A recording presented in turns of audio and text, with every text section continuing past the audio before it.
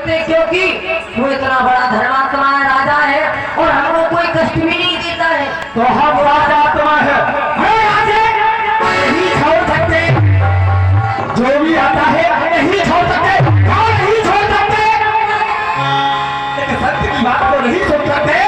तो सुनो, तुम तीनों को छोड़कर जाना पड़ेगा और इस हरीकंठ को छूट होना पड़ेगा। धनत्र में जहां धनत्र नहीं, जहां धनत्र रहता है वहां लक्ष्मी सत्य धर्म कोई भी नहीं रहता। हाँ, धनत्र का प्रवेश करना चाहिए और दुष्कार्य धनत्र को मिलाते हैं।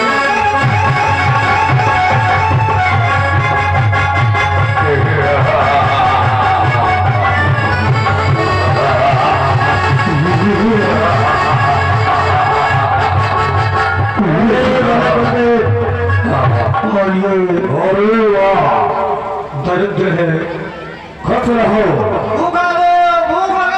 भूख नहीं है, पेट भरने में नहीं आता, लेकिन सुन, आज हमारे साथ चल, जितना तुझे खाना होगा उतना खाने के लिए मिलेगा। भूखा हरिश्चंद्र के यहाँ दरिद्र का प्रवेश करते हैं, दरिद्र को प्रवेश करते हैं।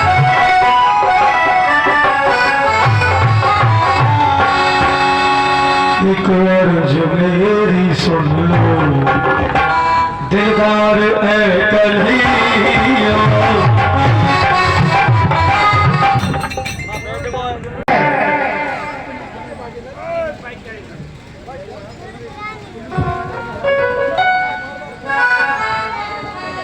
प्रजापालक शत्रुघ्न धर्म के अवतार हो महाराज हरिचंद, आपकी जग में जय जय। आज शुभ दिन हो हमारा, सफल ये दरबार हो, हम तुच्छ दासों की चरणों में वंदना सुई काकू महाराज के लिए प्रणाम। प्रसन्न सर्वप्रथम ज्योति स्वरूप नारायण को मस्तक झुकाता हूँ, जिनका कि दिया हुआ ये तख्त और ताज पाता। सच्चिदानंद रूपाय विश्वोत्पत्त्यादि हेतवे तापत्रय विनाशाय श्री नारायणाय वै। सत और चित आनंद जो सच्चिदानंद के स्वरूप है, परम पिता परमात्मा, उनके चरणों में मैं कोटान कोट नमन करता हूँ। सच्चिदानंद रूपाय विश्वोत्पत्त्यादि हेतवे, जो इस विश्व को उत्पन्न करने वाले हैं।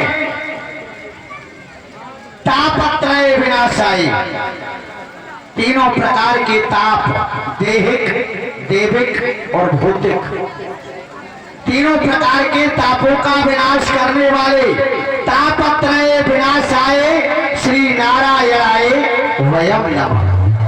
ऐसे उस परम पिता नारायण को, ज्योति स्वरूप नारायण को मैं प्रणाम करता हूँ।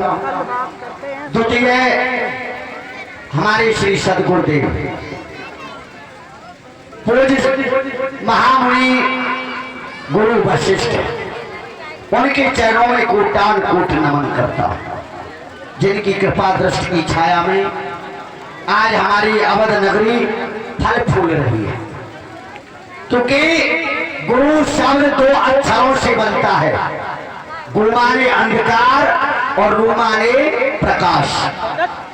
जो गुरुरूपी अंधकार से गुरुरूपी प्रकाश में ले जाए उन्हें हम गुरु कहते हैं। ऐसे हमारे सदगुरुदेव भगवान, जिनकी कृपा दृष्टि की छाया आज इस अवध के ऊपर इस प्रकार है, जिस प्रकार एक कल्प वृक्ष की छाया में बैठ करके प्राणी जो कामना करता है वह उसे प्राप्त होता है। आज हम अपने गुरुदेव की कृपा दृष्टि की छाया में सुख शांति से अपना जीवन यापन कर रहे हैं। आज हमारे लिए उनकी कृपा दृष्टि कल्प वृक्ष के समान है। महामंत्री, ये तो ईश्वर आराधना है जी महाराज। एक राजा होने के नाते राजा का जो कर्तव्य है, अपने कर्तव्य मार्ग पर चलते हुए एक दृष्टि इस राज के ऊपर, यहाँ के संचालन के ऊपर डालते हैं, तो हम जानना चाहेंगे हमारे इस राज्य में, हमारे इस अवध में और जहां तक हमारा राज्य है, कहीं किसी को कोई कष्ट तो नहीं है? खुशी या गम की कहीं चाल है? विधवा आश्रम और हरि कीर्तन का क्या हाल है?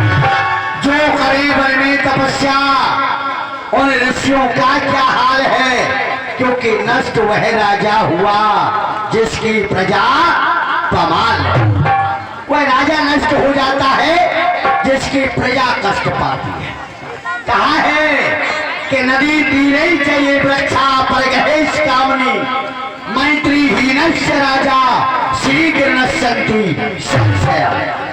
जिस प्रकार एक नदी के किनारे के वृक्ष जल के प्रभाव से अतिशीघ्रता से नष्ट हो जाते हैं, घर घर में भ्रमण करने वाली, पुरुषों के मुंह लगने वाली नारी नष्ट हो जाती है, उसी प्रकार जिस राजा के राज में चतुर मंत्री नहीं होते, उचित सलाहकार सचिव नहीं होते, वह राज नष्ट हो जाता है। इसलिए भैया हम जानना चाहेंगे, आपकी दृष्टि जहाँ तक जाती है आप हमें अवगत कराएं, हमारी इस प्रजा का क्या है?